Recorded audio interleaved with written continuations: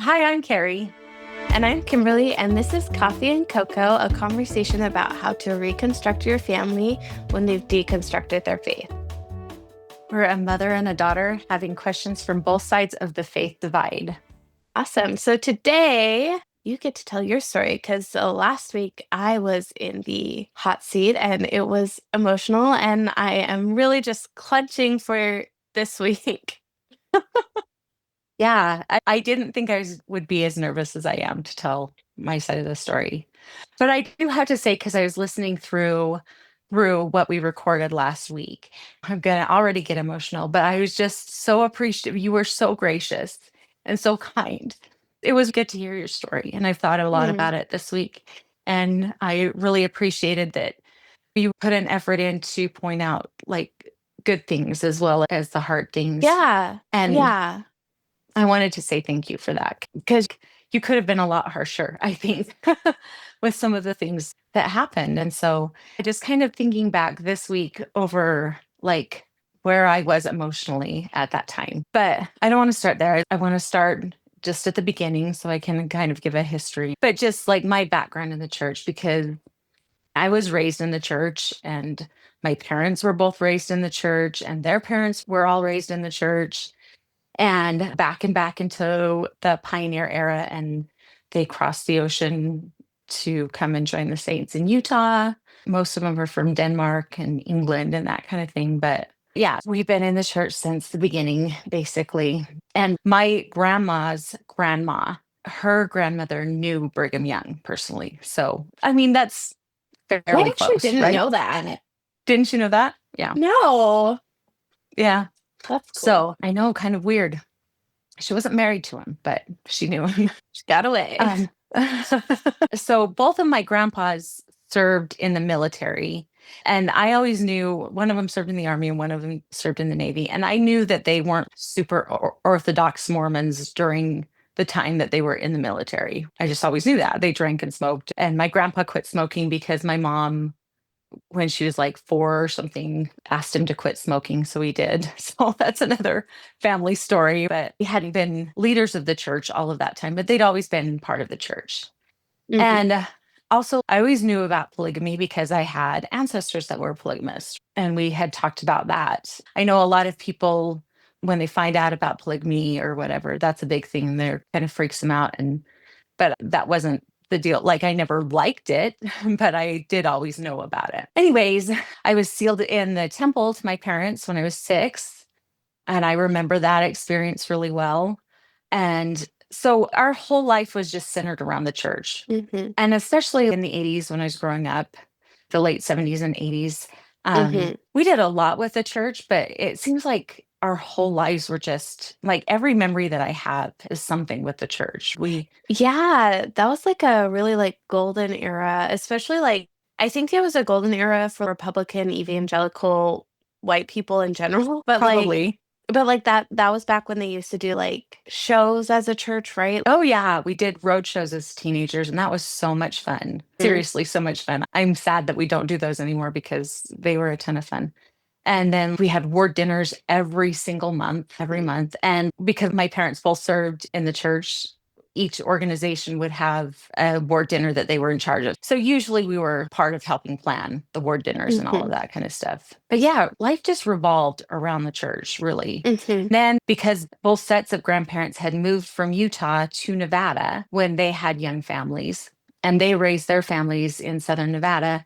And then all of their kids stayed close by. So all of my aunts and uncles and cousins from both sides of the family lived very close.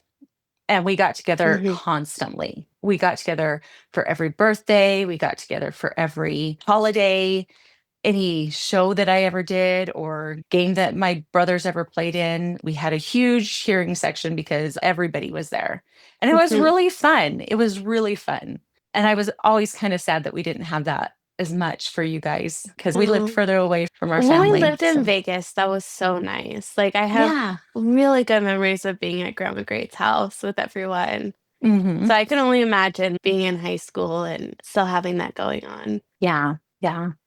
And I was like the the oldest of the grandchildren too. So Mhm. I just had babies around all the time and was always Mhm. like with the younger cousins and babysitting. And that was always fun. I just really enjoyed that. And I still love all of them. And we're not as close as we were, but we still are Mhm. fairly close, you know. Yeah.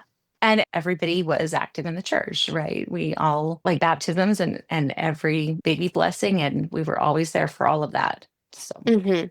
and and my grandma was very strong in the church. She really, really, really had a strong testimony of Jesus Christ and really put a lot of effort into being a Christ-like person, right? It just was a very loving, giving, kind person and accepting too. Mhm. She was just always a person that you just felt loved when you were around her. Yeah. Yeah. You remember her fairly well, right? I remember her so well, Yeah. and I have Yeah. so many good memories of her. Yeah. And I still miss her. I still talk to her sometimes. So yeah, and she was a big influence in my life. My grandma was. And she had been through some pretty tough stuff. Even though she had been raised in the church, her mother had died when she was young. And so she'd been through a lot of trials Mhm. and it was very important to her to raise her family in the church. Anyways, so I don't really remember ever questioning that the church was true growing up. Like it was just all around me. And, I remember sometimes kids at school would say something about it, but it just never kind of penetrated anything. I just knew that the church was true. And you had a lot of people you went to school with that were Mormon Yeah. too. Oh, Like, yeah. people don't think of Nevada like the same level as Utah, and it's not, but Mm-mm. Vegas has a huge Mormon population. Oh, yeah. And Henderson was more separate from Vegas at that time, but still, Henderson had a huge Mormon population, a lot of LDS Mhm. people. And so it wasn't like Utah. I always thought of Utah as like the good kids and the bad kids were Mormon, right? And I don't know. That's true. It wasn't like the mission field either.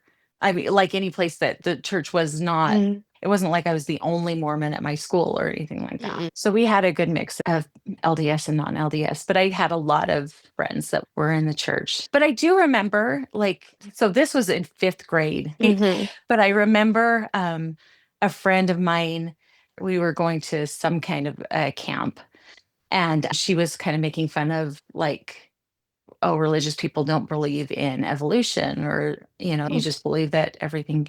And I remember talking to her about it, like, no, I believe in evolution. I don't mhm. remember ever not believing in evolution. We believe in evolution. We just believe that, like, God orchestrated that. Like, that was the way that God created the world, Did you was through believe that in natural the thing. 80s? Oh, I totally did. Yeah.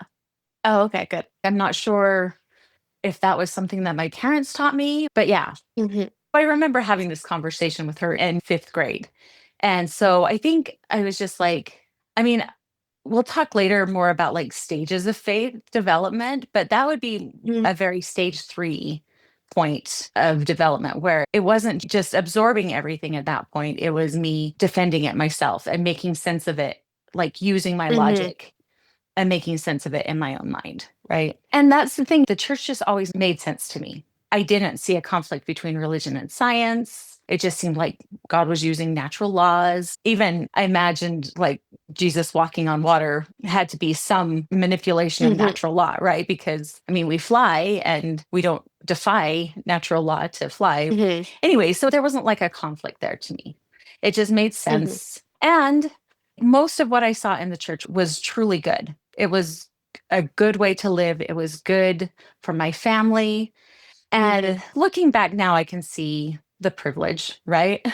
I can see that was definitely, we were a white middle class family that the church was kind of made for us, And you are well right? cushioned and well loved in your community. And Yes. every good guy in your life, like every good person that, of course, you'd look up to and believe was religious, was in the church. Like all of these people that love you and are good people. So Yeah. why would you question that at that time? Yeah.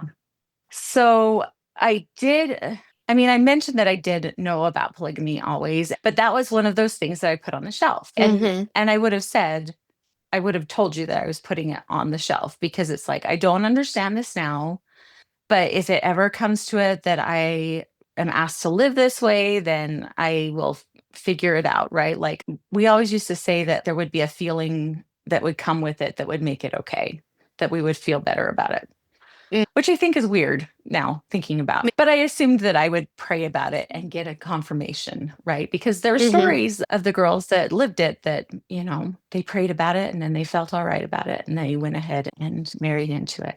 And mhm. also, I had ancestors that lived it that defended it vigorously. Like you can read letters from an LDS women who were living it at the time that were in defense of it. So there was all that. But the first time I remember ever encountering anything like overtly anti-Mormon was we went to the Manti pageant when I was probably 14 or 15, and there were a lot of protesters there. And I was like, oh, that's interesting, right? That was just Mhm. very interesting to me. Like they just don't understand like what's going on there and that kind of thing. And they had like little leaflets and stuff. And our leaders were like, no, don't take their literature. But I totally gathered it all up. You did? I totally did. Yeah. I don't remember reading it. I mean, I'm sure that I did read it, but I don't remember Mhm. specifically what it said. I'm sure it was some history stuff and that kind of thing. And I don't know. I don't know if I thought that they were making it up or what, but I had a couple of friends that kind of went toe to toe with them and were like arguing with them. And I'm like, oh, okay, go for it. Yeah, this But is pre-Google, so I feel like right. that's even harder to confirm. Yeah. You just have the sources that you believe. Yeah. So I'm sure that I read it. I just must not have believed it or must have Mhm, just thought it was misinterpreted or that, mhm. I just kind of tossed it to the side.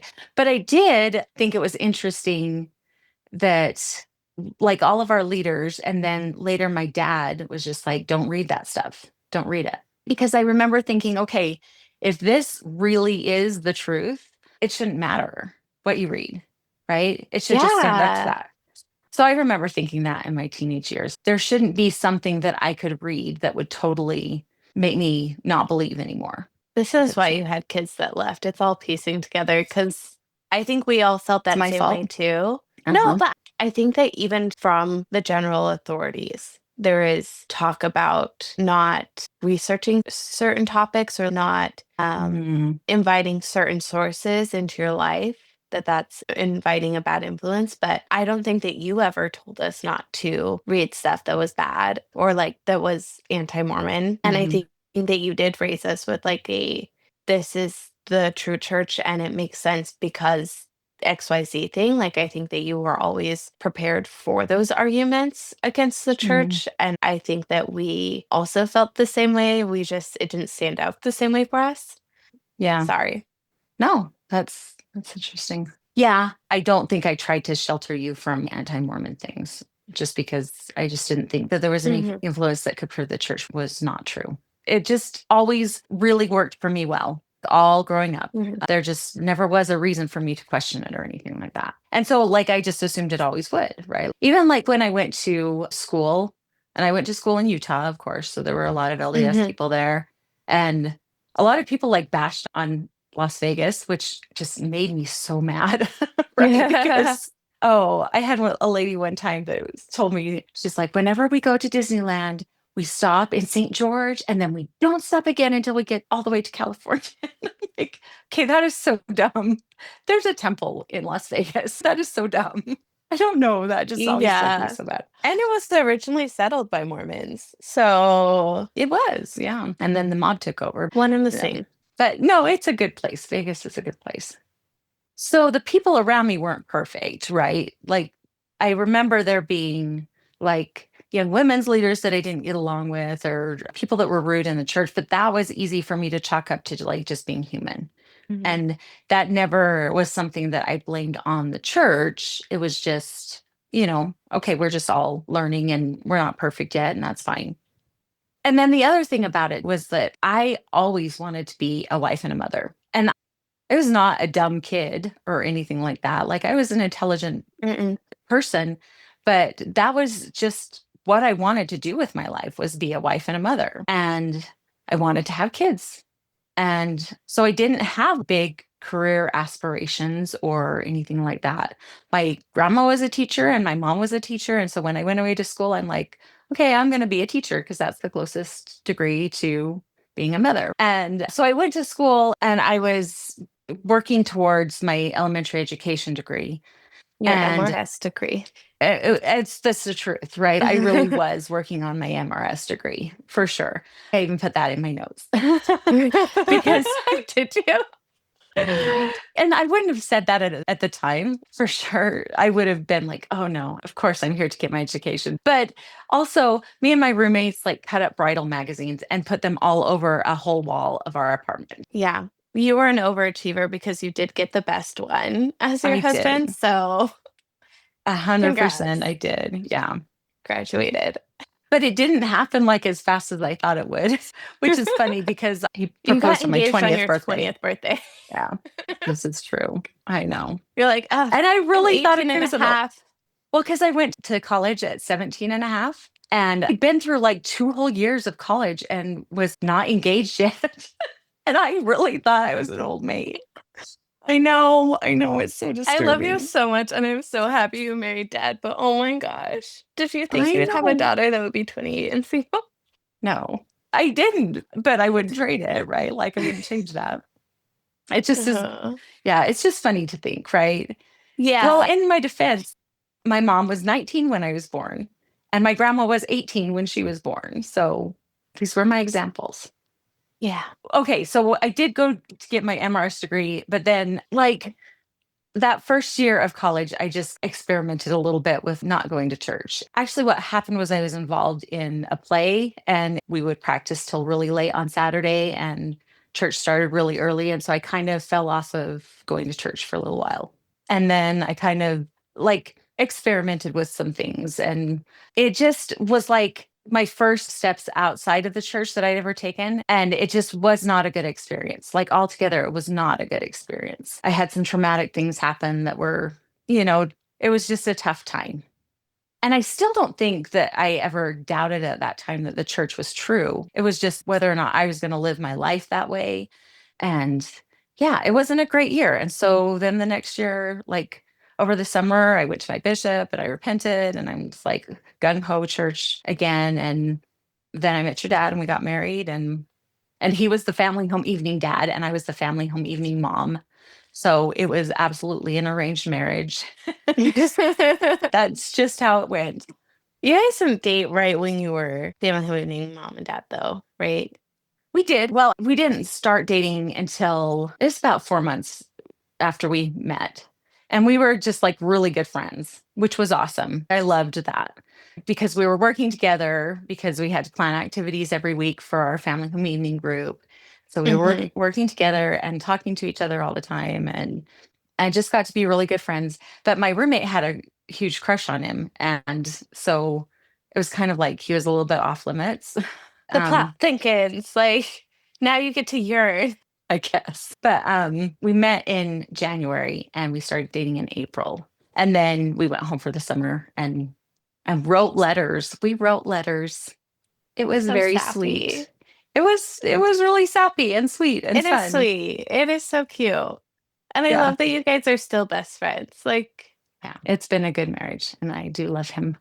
Anyway, so we got married a year and a half after we met, which was a really long time. it's because you had that whole summer It is in between. probably. So we had the summer and then we went back to school and we're dating again. And then we got engaged in December. And then we'd set the wedding date for June and moved it up to April because I wanted to be married. And that's all we need Yeah. to say about that. Mm-hmm. Uh-huh. Because you guys wanted to keep the rules. We wanted to go to the temple. Yes. So, And you did. and we did.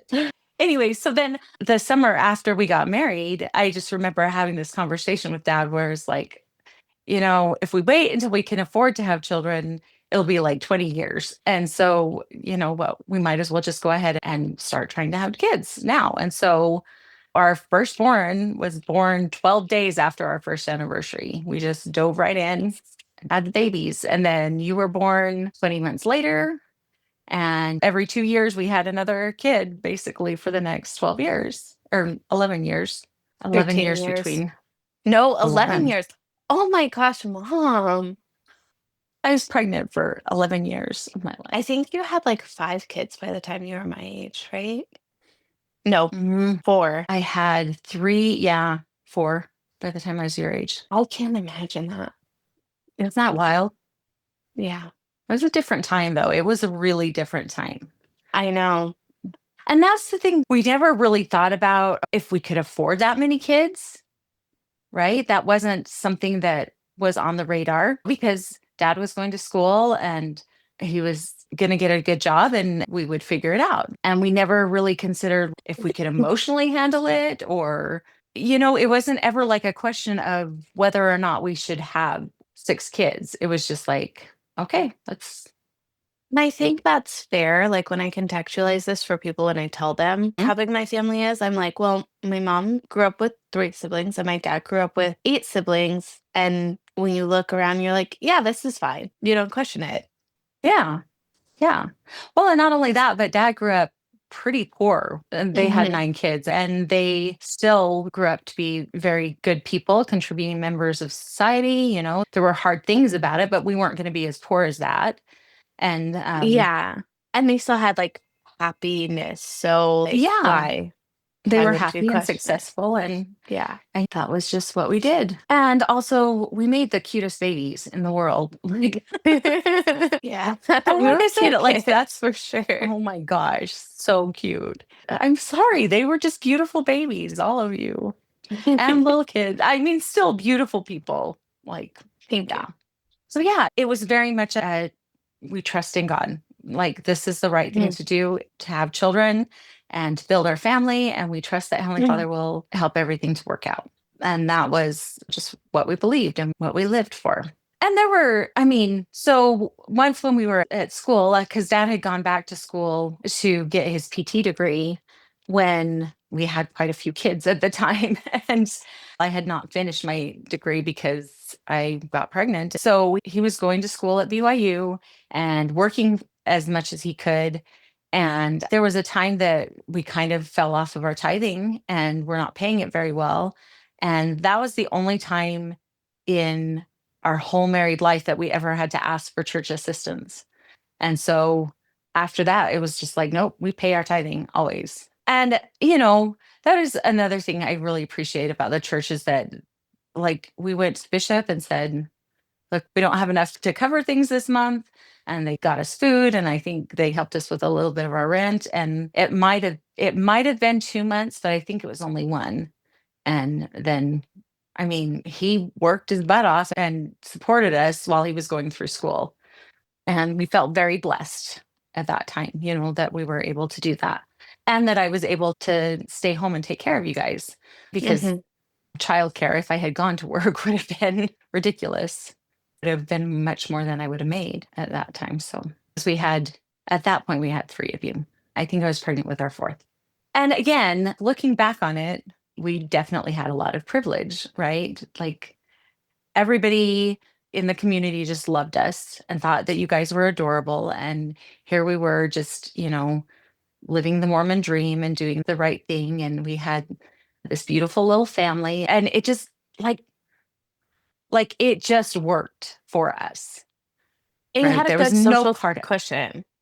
Yeah. yeah, it absolutely like we were right there in the middle of how this is supposed to work. And yeah, there just wasn't any reason ever for me to question it. And it was really easy for me at that point to be like anybody else that had problems. It was not like you didn't ever see anybody that had struggles or problems or anything, but it was just easy at that point to be like, well, if you would just live the commandments better, then we're just setting a good example of living the commandments. And that's how you live a happy and easy life. Mm. And that was my experience. I just didn't have any other experience to compare that to. Well, I don't even think you'd say it was an easy life. I think that there were still struggles, but from a Oh, privileged yeah. perspective, you're like, well, we're handling our struggles, and the church helps us through our struggles. Yeah, and that's a good point because it wasn't like everything was just smooth and easy. Dad really worked hard. He worked Hmm. very hard at it, and being a mom was challenging at times and tiring and Especially all of at that kind like of stuff, 24. But yeah, it was just like everything worked for us. Mhm. So dad graduated and we moved back to Vegas and went to school for a while. And then we moved to Elko. And like all of this time, we're just have all of these cute little kids. And we moved into a great ward and found a lot of friends here. And everything just worked really well. And a few years after we moved to Elko, they made dad the bishop. And um, yeah. And that was like at the time, it felt like God's stamp of approval on our family, right? Mhm. And I don't even know how else to put that, but it felt like a huge blessing, like a reward for our righteousness or whatever. And I wouldn't have said that at the time. I would have Mhm. been much more humble about it. But I know that for me, it felt like we had arrived, like this was, you know, Like, we must be doing something right if dad, and by yes. extension, our family is being called to serve in this way. Exactly. Like, okay, we're doing it right. God is proud of us. God is pleased with us, kind of thing. And yet, so this is where I want to go back and talk about like, I had always suffered from depression through my teenage years and all through college and all through my young motherhood. I'd always dealt with depression and with bouts of suicidal ideation from the time that I was in high Mhm. school. I don't remember any attempts, and I would remember, but I never attempted it. But I did write a lot of letters.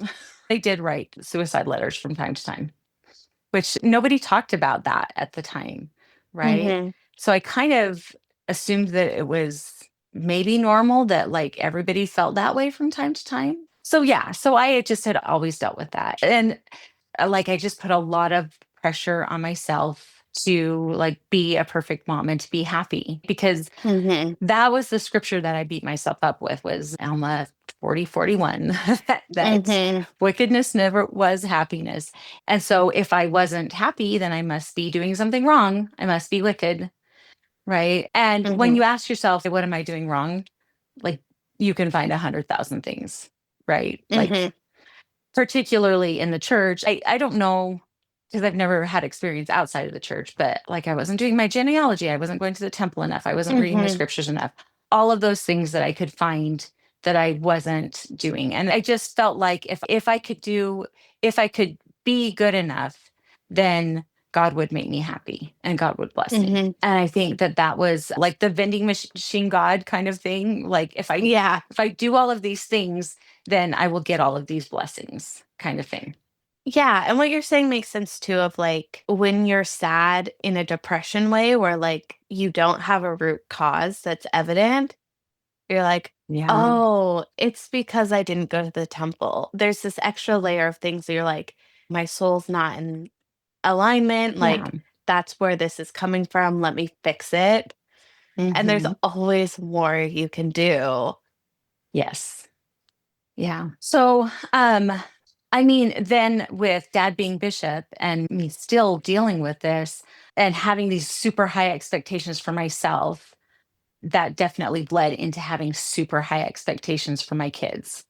Mhm. And I was so afraid of you guys getting into trouble, of you leaving the church, of you doing something wrong and somebody would see you doing something wrong. I was so afraid of that. And when I say afraid, I can remember my stomach literally clenching if you came downstairs in shorts that were too short, right? Mhm. And especially, I think, especially around modesty, that was a huge one for me because everybody could see you. And everybody would be like, why isn't her mother making her dress right? Mhm. It was a physical fear reaction. I don't even know how to emphasize that. And weirdly, I thought it was the spirit telling me that this is what I needed to do was to teach you to dress modestly. Mm. And I'm sure that that's triggering from where you came from, right? Because it was really like, this is us having this conversation Yeah, because, I think from where I am now, I can have compassion that, like, I don't have kids, so I don't know the anxiety around feeling like you have to care for them in a certain way. But I do think that the added pressure of, like, what if I don't teach my kid this? Or what if I'm not doing right by them? Or other people see my kid and judge them because of this thing that I should have just told them, you know? Yes. And I remember saying things like that to you. Do you remember the specific one I remember was like the Honor Society induction? And we looked all over to find you a dress that would cover your shoulders. And I think the shrug thing was huge right then because Yeah, we got a shrug. like every dress that you owned, we had to find you had a whole collection of shrugs, which I don't know, like it's just a little shoulder jacket, right? If you've Yeah, never, because tank tops were popular at the time too, and I'd wear them to school a lot with a tank top. yeah. Yeah, I remember that. And also the photos from that night, you can tell who's Mormon or not because we all have shrugs. I do remember that night being kind of appalled at some of the dresses that some of the other girls were wearing. And I know that we had this discussion about it because I'm like, that's not even on them, that's on their mothers. Their mothers should teach them to dress better than that. Do you remember having that Mhm. discussion? I don't No, know. but it is so funny, and I should have told you this at that time, but I remember that night we went to McDonald's afterwards, like a bunch of Uh-huh. us girls, and I dropped something on the floor and I squatted down to pick it up because I was in a dress. And both moms were like, "See how lovely that was? That was very lovely. See how she did that?" And I was like, "I am a princess." I did do that the most modest way. And that stuck to me in the point because that was important at the time was to be seen as like this celestial woman or Yeah. becoming a woman.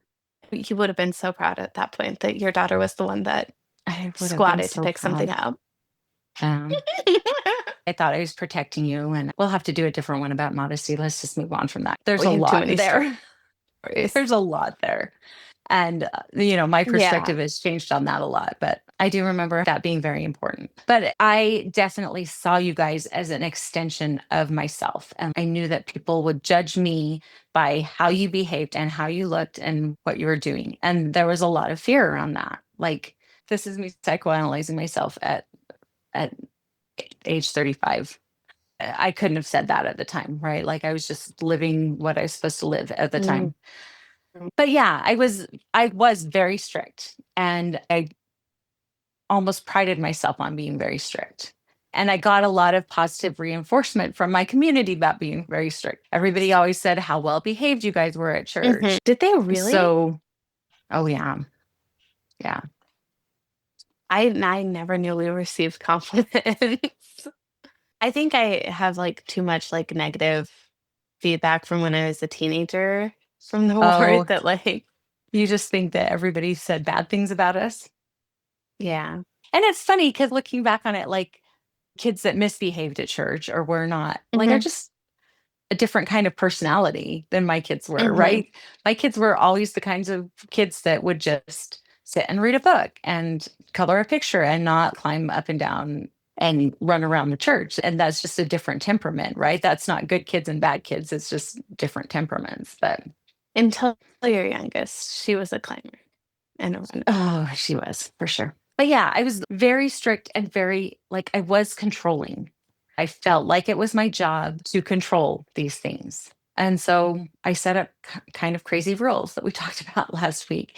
And it's so funny because even like thinking back on those rules, like that didn't feel good at the time for me to set those rules. And I'm like, why wasn't that a red flag to me?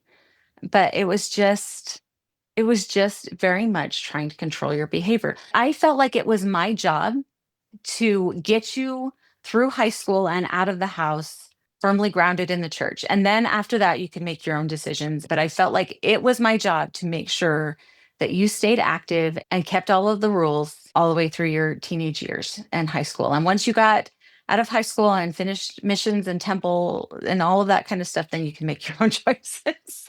Right? Which is so funny to think now, right? But I just felt like that was my job. Mhm. That's what I was supposed to do, was to make you guys be good kids. I don't think that that was internal. I think that that was also externally added because, like, that is the goal is to go to the temple. And as kids, your goal is to get to the temple. And as parents, you are shepherding your children to the temple, which at that time means being an adult and getting endowed. But, like, it was my job to keep you safe from all of these things. And I remember thinking, if I do everything that I can, then God will take care of the rest, right? So if I make sure that I have all of our scripture study, and I make sure that we always do family prayer and make sure that we always get to church every week and that my kids know that we go to church on Sunday, right? And also, I do remember really wanting you to know who Jesus Christ was and what he is like, and that he was our example of being loving and kind and good. Do you remember we used to have during the sacrament? I used to have those little pictures of Christ, and Yeah. we would go through all of those just Yes. because I really wanted you That guys artwork. to focus on and know that this was the Church of Jesus Christ and not Mhm. the Church of Joseph Smith or anything else like that, but that we were following the example of Jesus Yeah. Christ. I actually hadn't thought about that. Like, I've been researching more like how theology works in the Mormon church and like the theology of following like Joseph Smith or like where it's centered or God centered or Jesus Christ centered. And I Hmm. do think that, like, if I think back, your theology was really Christ centered in what we discussed at home. Yeah, that was my goal. Not that I didn't care about Joseph Smith or whatever, but my testimony was never really centered on Joseph Smith. And so I think that that's why some of the stuff didn't bother me as much about him, because it was more about like Jesus Christ is the example of a perfect human being. So I was very strict, and I had really high expectations of all of us. Mhm. And Mhm. then our oldest child graduated from high school and chose not to follow the path that we thought that they were going to follow. And my whole world broke. Like the best way that I can describe it, because Brene Brown in her book, The Atlas of Emotions or something like that, she talks about how grief goes for your bones, like you just collapse. And I remember Mhm. just collapsing. My body just collapsed. And it was just like my entire foundation was rocked because I was just like, all of this stuff that we had done, God was supposed to fix it, right? I had worked so hard for everything to work, and this was not part of the plan. Like, this was not okay. This was not how this story was supposed to go. And I knew because God was perfect and God would do his job that I had failed. Like, I'd failed them, I'd failed you, I'd failed my ancestors, I'd failed everything, right? I just had failed in every way possible. And and it just was like, I can't even, like, I mean, I think I went to bed for like 3 days. It was, I don't remember. You I probably, remember that. yeah, Yeah. yeah. It was just really, at that point in my depression, I realized that like the question was whether it would hurt you guys more if I was alive or if I was not alive. Like, I remember weighing that in my mind. If I was causing more damage by being alive, or if it would be better for you if I just wasn't there. And again, it was all about me, right? Like, I think back on that and I'm just like, that child was hurting so much. And all I could do was worry about what was wrong with me. And that breaks me. Even now, that just, and so yeah. So finally I got out of bed and I just went about doing things, but then, I'd failed there. And so I had to double down with the rest of it, right? And I think I got much more fanatical at that point for a while. I think, and I don't know if this will feel true to you, but I think what you're saying about like God is perfect, so it must have been me kind of matches what was going on at the time because I think you were looking for the cracks. And where do we seal this up? Yeah. What have I not been doing enough of? Mhm. Because Yeah. that's when we started having rules like all of our electronics had to go into your guys' bedroom at night.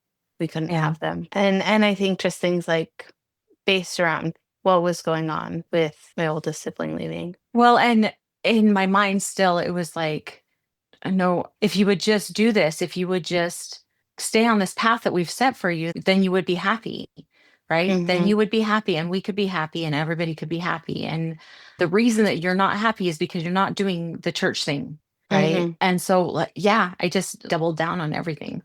Mhm. And so then for the next 2 years, that was what was happening between you and me, right? I mean, I think it was like I was strict on you before. And then I think at that point I was just like, no, I have to keep her in the church. I have to keep her in the church. And Mhm. that was my whole focus, right? Yeah. And yeah, and it hurt you, and I'm sorry. I love you. I love you. And my reaction is to say it's okay, and I know that that's not the right thing to say, but I think I should say, like, "I do forgive you, Thank you. and I do find you worthy of compassion." If I could go back and hug, 37-year-old you, I would, because I think that was a hard time for all of us, Yeah, because we did have, like, this family unit, and when they left, it just felt like this family was broken, and what's the point? I think it hurt all of you in different ways. Like them leaving hurt, and then my reactions hurt. And it was a very Mm. broken time for all of us. And I don't think that was, I just wasn't able to be there for any of you in the ways that I should have been there for you. I should have been more focused on, healing your hurts than focusing on how broken I was. Anyways, so um it just became real apparent at that time that I needed some help, right? And so of course I turned to general conference talks and different firesides, any recording of any apostle or anything like that. And I did find some very comforting things and some very good things that helped me to get my feet back under me and get moving again and get at least functioning. But it was a while. It seems like it was a few months that I really don't have memories of because I was just trying to struggle to even breathe, to even function, to even get through the day. I think also for clarity, they didn't just leave the church, they left and were no Our home. contact with our family Yeah. Yeah. at this Thank time. you. Because that's a good point. Yeah. Because I don't want it, like, this reaction wasn't just the severing of that sealing tie, but also it was the complete obliteration of that relationship and, like, the no contact of it all. Yeah. It was tough. And, and their story is their story. I don't want to share anything that would be uncomfortable for them. But I'm sure that it had a lot to do with the same things that you struggled with, right? With us being really, really strict and really, really controlling. And so yeah. Anyways, so like I said, it just became clear that I needed to find some help. And so I found a therapist online that was LDS because I needed somebody who had the LDS perspective because I knew that other therapists would be just like, well, what's the big deal? And it was a big deal. Mhm. And I needed somebody that understood that. And she was very helpful. It was good because we had like phone visits. She was in Utah, but she was licensed in Nevada as well. And so she could do visits by phone. And so that was helpful. And the thing that she taught me that I had never really considered before was I think they're called the 13 thought distortions or whatever. Have you seen that? Mhm. Mm-mm. It's it's part of CBT, but it talks about the fact that our brains don't always tell us the truth. Mhm. But it was the first time I was introduced to the idea that my thoughts were not reality. That Mhm. sounds so stupid for me to say right now, but like that I shouldn't believe everything that I think. Well, this was 2013 too, like 2013, 2014. Mhm. So it also wasn't as big of a conversation culturally either. I don't think a lot of people had access to that unless they were seeing a therapist. Yeah. But just the idea that my brain could actually lie to me, Mhm. that I could be wrong. It's so funny, right? Because we all just think we're right all of the time. And then Mhm. when we figure out that we're wrong, we just change our minds and then we think we're right again. Right? Like Mhm. this is fascinating to me that that's how the brain works. Mhm. So that was my first introduction to that. And she was very helpful for a little while. And then it just got to a point where it wasn't as helpful anymore. I've heard other people's Mhm. experiences that it helps for a while and then it just feels like you're kind of stuck and spinning your wheels and just going over the same things over and over again. And so Mhm. then I found my life coach. Her name is Jody Moore, and she has a great podcast if anybody wants to look that up. But she's gotten really big since then. Like a lot of people follow her now, and she's written books, but she was really just getting started then. And she introduced me to, she called it the model. And it was just a way to examine what you were thinking and evaluate what you were thinking. Mhm. And so the idea being circumstances just happen. Circumstances are just like the plain facts that everybody can agree on. And then we have thoughts about those circumstances, that Mhm. we are the ones that make up Yeah. the meanings in our lives. And that was just like revolutionary to me. The way that laid it out for me was just like, oh, wait. Okay, I think I'm a bad mom. I don't even think I'm a bad mom. I know I'm a bad mom because I feel like I'm a bad mom. And I can tell you all of the things that I've done. I can prove it to you that I'm a bad mom. And the idea that it was like, oh, wait, also, it's also true that I'm a good mom because I've kept all of you Mhm. alive for all of this time. I mean, I took you to the park and I made sure that you were fed, and there were good mom things that I did. You don't have to defend that. You were a good mom in a lot of Well, ways. Well, but that's the thing. And then the next part of the model is whatever meaning you assign to things makes you feel a certain way. Mhm. And the way we act is based on how we feel. So like me thinking that I'm a bad mom makes me feel terrible. Then I come up with all of these hyper controlling rules to try to get myself to feel better. And then that makes me a bad mom. It just kind of cycles like Mhm. that When you're ways. feeling terrible and constantly like, I know that was kind of the era of arguments ending with, I'm sorry, I'm such a bad mom. And like you feeling terrible interferes with your ability to show up as a mom. Yeah. And so that was just revolutionary to me. And it's funny to think Yeah. about now because it seems very obvious, but it wasn't to me at the time. It really wasn't obvious to me. So I got really into like examining my thoughts and feelings like that. And I think that that was actually more towards the time that you were going to college. Mhm. I remember that. Yeah. And so then when you were talking more about leaving the church, it was not as terrible as the first experience because I mean, it was still hard. Like there were still bad feelings between us because how strict I had been with you. Mhm. And we just butted heads so bad. Like you just have always been a strong willed person and knew what you wanted and knew, like, I can remember when you were like 4 years old.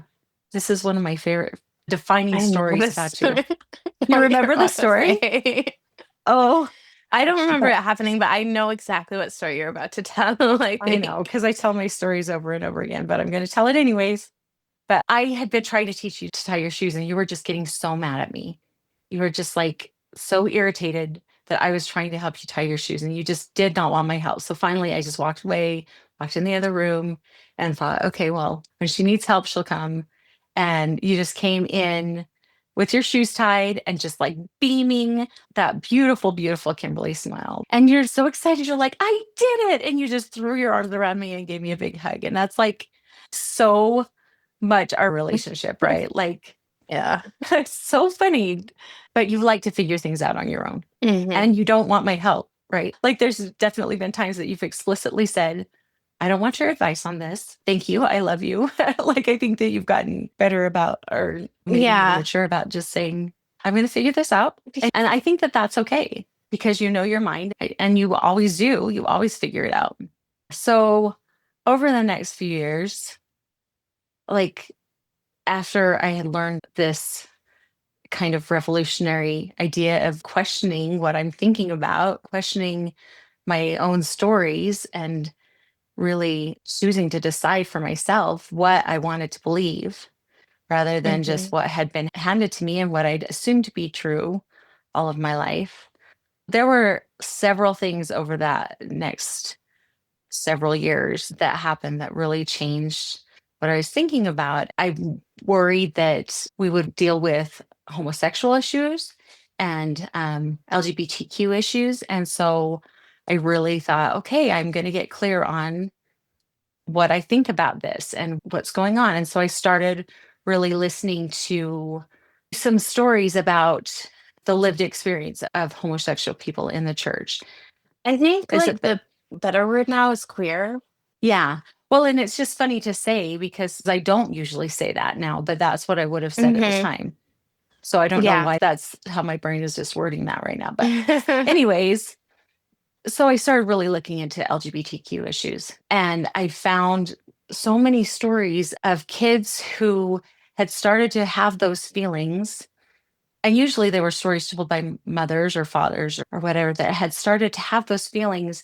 And like their first reaction when they began to have same sex attraction or whatever was to double down on all of the church things, right? Kind of just like I had done, to like read their scriptures more and pray more and be the best Mormon that they could be. And we actually had a close family friend that kind of went through those things. And that was very, very hard to watch because they did that. They were trying to be the best Mormon that they could be. And then they would go on their missions and think, okay, if I do everything that Heavenly Father wants me to do, then He will make me not gay. And that just didn't turn out to be true. And even people that would come home from their missions and get married in the temple, because then that will fix it. And it didn't. And they were still having those feelings. And so I was like, okay, something is really wrong here. This is not loving. This is not okay how we are treating these people. And especially because so many suicides, right? Of people that were having feelings of same sex attraction. And that's how they would have put it at the time because they were trying to overcome them and not being able to overcome those things and then killing themselves. That's like, it just really made it clear to me that something is off here. There's something going on that's got to be fixed. The way that we are handling this in the church is not right. It's not okay. And then one of my children went on a mission and really struggled and ended up coming home early. And that was a huge struggle for me and for them. I think for all of our family, but I think that you were mostly out of the church by that time and were, I was out, uh huh. and I remember being very upset at how that was handled and Mm-hmm. being very pro. What do you mean you need to come home? Like, you have to come home. It'll be Mm-hmm. okay. Do not stay. Yeah. And, And being really upset because I didn't know all the details at the time. And when I found out all the details, I was like, what do you mean? Like, I don't want to get into details, but but it was I was handled very really upset. badly. Yeah. Yeah. And I was really upset that I didn't know how bad it was. Yeah. Because if I Same. had known, because I wanted to be supportive of them on their mission Hmm. and not poo Because poo that's what they that. chose to do. Yeah. Yeah. Yeah. And like, wanted to be loving. But I think I would have reached out at that point and been like, "It's okay to come home, and Yeah. it'll be okay, and if you choose to leave the church, it'll be okay, and this is not worth it, Yeah. frankly." Yeah. Yeah. And I mean, because information was withheld from us as his parents. And Mhm. there's still a lot of anger about that, that a church leader would be so, would put other things above the life of my child. And I was very, very angry about that. And that was a hard thing because it's like, this is a very high person in the church. This is a person that the church really trusts. And they did something that made them very not trustworthy. And so that kind of changed my perspective on things too. And I want to make it clear at this point too that I do love the church and I do not have any intention of ever leaving the church. But I do not have the same perspective of like I don't always trust everything that happens in the church. Mm. I don't think that everything that happens in the church is right. Mm. I think that the church is capable of harm and has inflicted harm. And I think that we need to be realistic about that. If the church is going to be a force for good in the world, I think that we need to reckon with the ways that it has caused harm and still has the potential to cause harm. Mhm. But because I think next week we head down to talk about what we believe now, right? Like Mhm. so maybe we'll get into it some more there. But my perspectives have changed a lot over the years, just Mhm. in understanding, like, At this point, I know why I stay in the church, and I know why I still continue to choose to participate in it. And I Mhm. love it. There are many, many, many things that I love so much about the church. But no, I don't think that it's perfect. And like I said, I think that there are just things that I don't know anymore. Um, we are a church of, I know that this is true. And I think that that gets to be dangerous, right? Because when we don't Mhm. question what we know, then we don't really, we can't really say that we know it, right? If we don't Mhm. really think through it and question our assumptions and question how we know what we know, Mhm. then we can cause a lot of damage and we can cause a lot of hurt. Mhm. If it doesn't have deniability, you also can't fully trust it. Yeah. Yeah. I think that there's a lot of harm that happens in this world in general by people Mhm. knowing things or thinking that they know things and acting on that knowledge and causing harm. So next week we'll talk a little bit more about that and about Mhm. what we believe now and how we know what we know. Mhm. And this has been long, huh? I mean, the last one was long too, Yeah. but I think it's kind of important to introduce who we are and what we're about. Mhm. So Right.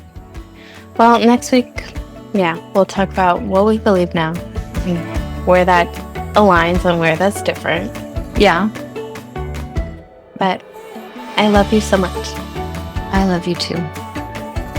Bye. Bye.